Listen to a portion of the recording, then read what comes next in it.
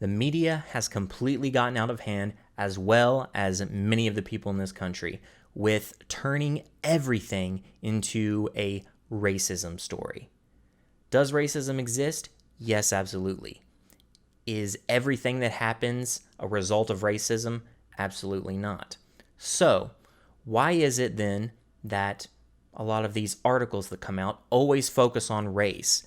Is the true concern really about how racism has infected, the law enforcement system in the United States, the justice system? Is it infected down to its roots with racism? Is that where we're at? Because that's what we're being told. Let's take a look at some of the articles that these news organizations put out. So, you go. We start with a story just recently, actually, about some Buffalo police officers who were suspended after shoving a 75-year-old protester. You go over here. Here's the protester. You haven't seen they shove him down, but I'll read you the article here. 2 Buffalo police officers were suspended without pay on Thursday night after a video showed them shoving a 75-year-old protester who was hospitalized with head injury, the authorities said. The video was taken by WVFO local radio station. It shows the man approaching a group of officers during a protest stemming from the death of George Floyd. After he stops in front of them to talk, the officer yells, "Push him back," 3 times. One officer pushes his arm into the man's chest while another extends his baton toward him with both hands. The man is seen flailing backwards. He stumbles back from getting pushed, landing just out of range of the camera with blood immediately leaking from his right ear. And it's a pretty good little pool of blood coming out. It did not look like he hit the ground softly. The video shows officer leaning down to examine him, but the other officer pulls the first officer away, and the people, they keep on walking by. The mayor said the man is in serious condition. Okay, that is crazy. That is definitely, an abuse of police power, right? So, what's the issue? The issue is that a person in authority hurt a person who was being nonviolent, a protester. If they were in the way, okay, that's one thing. But they shoved him down to the ground and put him into serious condition over walking up there. Not being violent at all. Shoved him down. Okay, so that's the issue, right? Did they make it about race? The issue is that an authority hurt a person. Did they bring up race at all? Did they put race in the article? Did they address the race of the officers or the man? I didn't see it anywhere. You go down here and you search the word white. I don't see that anywhere. You go down there and search black. You don't get anything from the actual article, just some other recommended articles. So nothing in this article itself referenced race. Okay, so they addressed the issue straight up as it was without bringing race into the matter. Interesting. We go on to another story here. We have Tony Timpa. This is from 2016. Now, the story here, we have Tony Timpa. He's on the ground. White man. Officers look to be white. Don't know there. He's on the ground pleading for his life more than 30 times as Dallas police officers pin him. He says, "You're going to kill me. You're going to kill me. You're going to kill me." After Timpa fell unconscious, the officers who had him in handcuffs assumed he was asleep and didn't confirm that he was breathing or feel for a pulse. As precious minutes passed, the officers laughed and joked about waking Timpa up for school and making him waffles for breakfast. Oh, funny. It's hilarious. Body camera footage obtained Tuesday by the Dallas Morning Show shows responders waited at least 4 minutes after Timpa became unresponsive to begin CPR. His nose was buried in the grass while officers claimed to hear him snoring, apparently unaware the unarmed man was drawing his last breaths. The officers pinned his handcuff arm behind his back for nearly 14 minutes, zip-tied his legs together, and by the time he was loaded onto the gurney and put in the ambulance, 32-year-old was dead. So, and this is coming to light recently. I don't remember hearing any national stories about it and people being, absolutely outraged about it. Here is Tony Timpa here, very, very white, as you can tell. So, again, I want to bring up New York Times here because here they are with the Buffalo story, and here's their take on the Tony Timpa story. They get it out there. So I just want to see if You search white. Okay, no. You search black. No. Again, nothing in this article referencing the race or color of the individuals, which that's good. I don't think it needs it that doesn't need to be the focus. If it's in there, you can put it later on in a description, say he was a, I don't know, 5'11" white male with blonde hair. I don't know, whatever he looked like. If you want to describe him in there later, that's fine. Where I take issue is when articles make the whole point about race. But as you saw in these two, they don't even mention it nor bring it up. So if it's that important of a factor, why are they not bringing it up in these other articles? If that's what the real big deal is, which I would argue it's not. The real big deal is that police are abusing their powers in these stories. One of the next ones here, again, New York Times. This is from 2017. It's the story of Daniel Shaver, and you may have heard of this one. In this story, newly released body camera footage shows a police officer shooting an unarmed man in an Arizona hotel after the man sobbed and pleaded for officers not to shoot him. The graphic video, which was released after a jury on Thursday acquitted the officer of murder and manslaughter charges, stoked outrage on social media and renewed calls for reformation in law enforcement. So, a guy describes as the most horrific shooting he's seen. What went down? On January 18th, 2016, 6 officers were called to a La Quinta Inn and Suites in Mesa, Arizona, after guests reported seeing a man with a gun in the window of the 5th floor room. The video showed Mr. Shaver and a woman walking into a hallway as Philip Brailsford, a 2-year veteran of the Mesa Police Department who was wearing the body camera, trained an AR-15 on them. Another officer can be heard giving the orders. Here's some of the dialogue. The officer says, if you make a mistake, another mistake, there's a very severe possibility you're both going to get shot. They shout at Mr. Shaver, if you move, we are going to consider that a threat, and we are going to deal with it, and you may not survive it. Mr. Shaver says, I'm sorry, please do not shoot me. I think he begs multiple times, do not shoot me. The officer apparently gives contradictory commands about keeping your hands, don't move, don't put your hands down for any reason, but then tells him, your hands go back in the small of your back or down. We are going to shoot you. Do you understand me? Yes, sir, a tearful Mr. Shaver responds, but immediately after, the officer commands crawl towards me, prompting Mr. Shaver to lower his hands, beginning to crawl. What happens after that? A few seconds after beginning to crawl, Mr. Shaver twists slightly to his right with his elbow pointing up. As someone shouts, don't, the officer fires. So they were talking about this, and the police learned that Mr. Shaver, who was from Granbury, had been in his room showing off a pellet gun. They were called for a pellet gun, which he used for his job in pest control before being summoned by officers in the hallway. So, with him crawling, they said it was a very similar motion of someone drawing a pistol from their waistband, or it was also consistent with someone just pulling up their shorts that were falling off. Wow, 2 very different reactions to that there. So, that's the main story there. Now, this one, they actually did bring up race, but, we're way down here at the bottom of the article, and the context they bring it up in is in reference to other shootings that had been going on involved with the officer being white and the victim being black, and they just relate the two. Let's look. The jury deliberated for less than 6 hours before acquitting him. The acquittal came the same day that a judge in South Carolina, by the way, sentenced Michael T. Slager, a white police officer, to 20 years in prison for the 2015 shooting of an unarmed black motorist. Okay, so we're talking about police violence and unjust police shootings, and, they're bringing up that this is happening around the country, and it's happening in other circumstances. Oh, but by the way, in this other one, this white officer shot this black guy. Just so you know, in Arizona, by the way, both of the officer and the man who killed were white. Just, we'll throw that in here at the end, just so you know. And they do condemn it, which is good. It's wrong. It's bad. But you look at all 3 of these articles, right? None of them make race the focus because it's about the concept is it's about abuse of police powers. And it's not all police. It's the police in these scenarios. These officers. They're the ones abusing their power, handling the situation the wrong way. And that is the point. That is the pinnacle of what the argument is about. But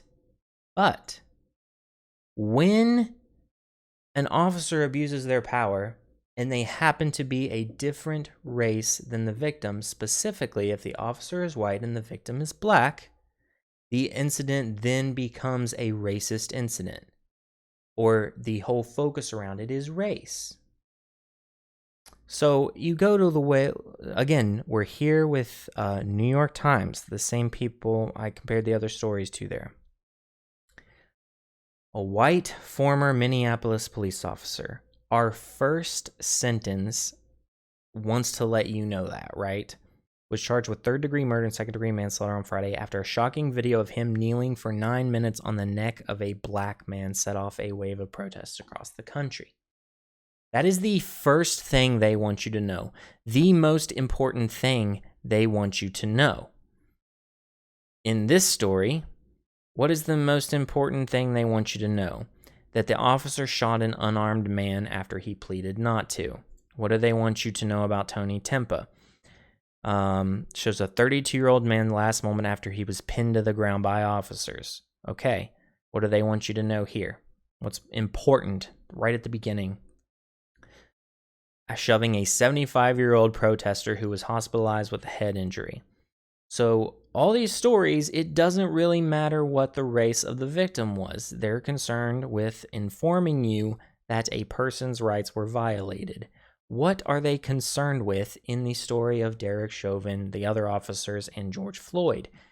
It always has to be prefaced with the fact that he was white or the officer was white and that Floyd was black. Now, could the killing of George Floyd have been racist?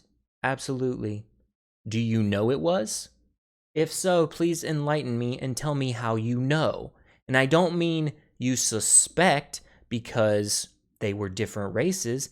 That isn't good enough evidence to me to call someone a racist. Is he a terrible police officer who abused his power? Absolutely. I'll call him that all day long. Does he have a history of racist behavior where you would say that, his interactions with anyone that looked different than him were awful and he said terrible, awful things about him throughout his whole life? Then yeah, I'd say you have a better argument for the concept of it being a racist killing.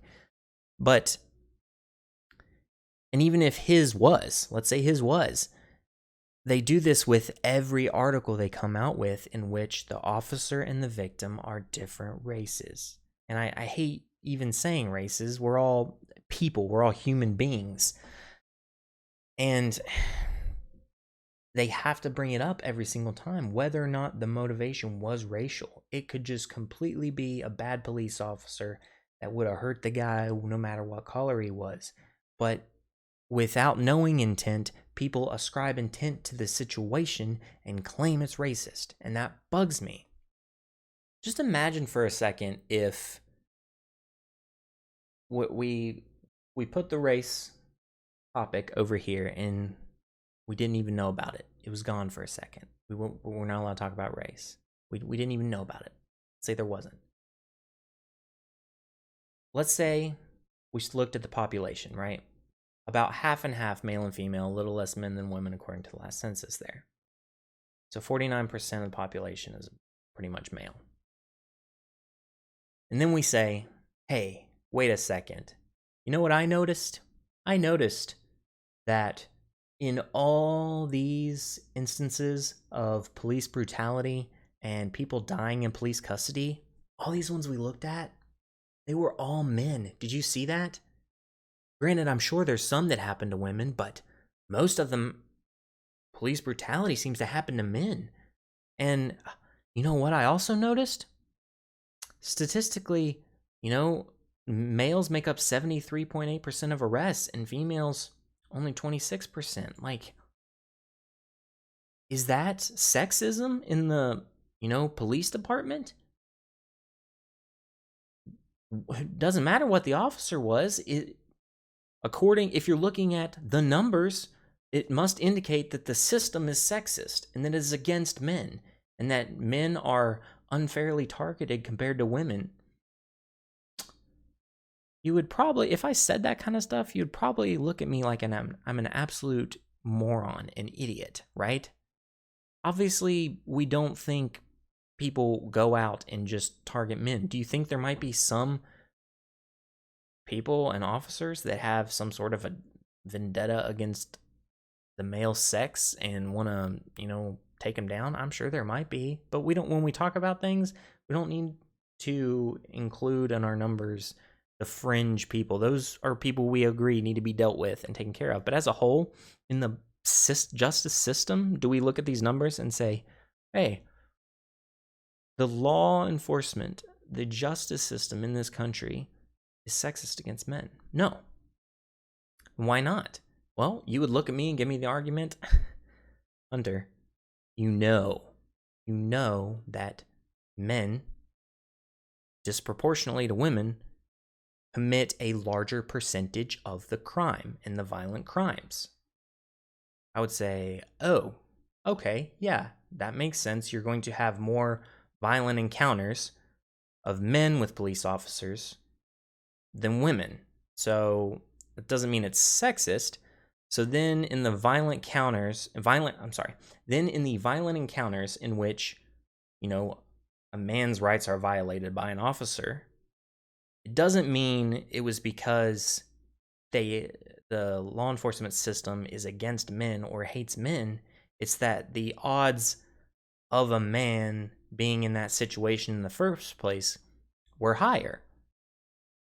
Does that justify what they did to the man? Absolutely not. The officer should still be, charged and put away for however long the sentence requires, It's just that more men, like I said, more men happen to commit the crimes, so more men are going to be in those scenarios in which this kind of stuff happens. Take that as you will. We could apply that to any areas with statistics if you want, but a lot of times if you do, you're called racist, or maybe if I did it that way, I'd be called sexist. I don't know. But the whole point is, can we stop making it about race? I don't want to bring up race and talk about it. It's just that that's all we get in return. That's what they give us in these articles, and that's what the fires they fuel are, race-based fires. That's what the controversy is about, and that's not what the controversy is about. The controversy is about police relations and problems. So instead of just trying to, get people to apologize for something they never did and apparently is inherent in a system that they have created and you teach people to be afraid of, maybe solutions, instead of just getting people riled up like that and forcing people to apologize for something they didn't do, and the apologies aren't going to mean squat because they didn't do it, and all this other crap. There's so much filler crap that's going on right now that has nothing to do with fixing the problem of police brutality on, people who are complying. And those aren't solutions. You know what solutions are? Solutions are looking for ways to decrease the violence, and people have bad ideas and good ideas, and some are actually looking for ways to, decrease the violence. So maybe instead of making everything about race all day, every day, all the time, we can focus on solutions to, problems that we initially started talking about in the first place. The initial problem, the problem that was the core of this whole thing that has blown up. A person's rights were violated by a corrupt use of power by a person in power. That police officer and the other ones with him. So let's come up with solutions. What do you think? One idea is people often treat each other worse when there's that dehumanization aspect. So, online, people are at each other's throats. It's dehumanizing. You see a lot worse things people say on there, and they don't treat each other right. Do you treat people better than people you don't know? So, do these officers have good relationships with their communities?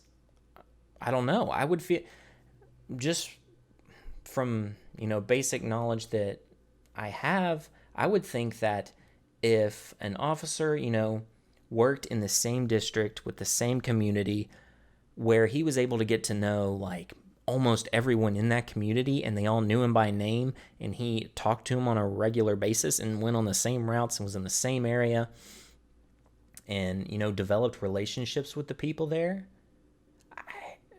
I would think that would lead to better relationships, right? Because when you know someone, or at least somewhat know them, you could have a better idea of how to react. So instead of having an officer come into this situation where they have no clue who that is in front of them right there, they don't know if they tend to carry weapons or if they tend to be violent or anything about their personality.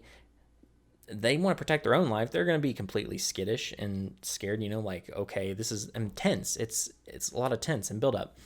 Meanwhile, that person over there is like, I have no idea who this officer is. Is he corrupt? Is he racist? Is he violent? I don't know anything about him. Has he killed other people? Am I going to die in this scenario? And you got a panicked person and you have a very tense and a very panicked, they're both incredibly tense. Situations are bound to explode and bad things are bound to happen like this. So maybe increasing relationships with people in law enforcement. And there's other solutions coming out. People are talking about using, different types of force, whatever. Some of those might be bad ideas. Some might be good ideas. But focus on working on the ideas. Focus on getting towards, coming up with solutions and working our way towards a better society instead of creating another issue altogether that people would argue is not there in the first place in order to get, I don't know what you're going to get out of it. I mean, more of these arguments back and forth. It's not productive. It's not helpful. And frankly, it needs to stop. And you know what's sad? You say this stuff, you want things to get better. You want people to be united. All I'm saying here is that people need to come together and address the problem at hand and what is really going on and not turn it into another problem that is arguably not there and has good evidence. And if the problem is there, it's not the systemic problem that's mainstream. It's more fringe and on the edge. But if I say these sorts of things, immediately people don't listen. People don't care what motivation I have behind it. You're called a racist. You're called a terrible human being, and you're the absolute worst trash ever. Because I said these things. Motivation behind it, not racist whatsoever. Not ill-intended, not anything. The goal is to keep people from dying in police custody or suffering abuse of powers. That's a good goal. That's an honest goal. We should all be able to get behind that. But we can't because, again, it's about race. So I could go round in circles around it all day long. I can't do any more than to just bring it up and talk about it and hope that other people can simmer down and actually look at things in an honest fashion instead of just bursting into outrage. But it's tiring. It's wearing everyone down. Tensions that were there are getting higher. And outlook not so good, right? It's not looking good. But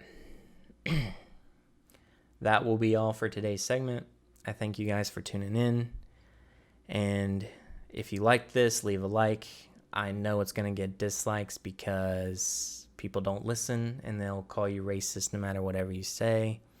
So that's bound to happen. But if you actually listened and you want to work on things, feel free to leave a like and subscribe because we'll come out with new videos on all this stuff that's going on, and hopefully maybe we can create a dialogue and get some solutions as to how to fix this.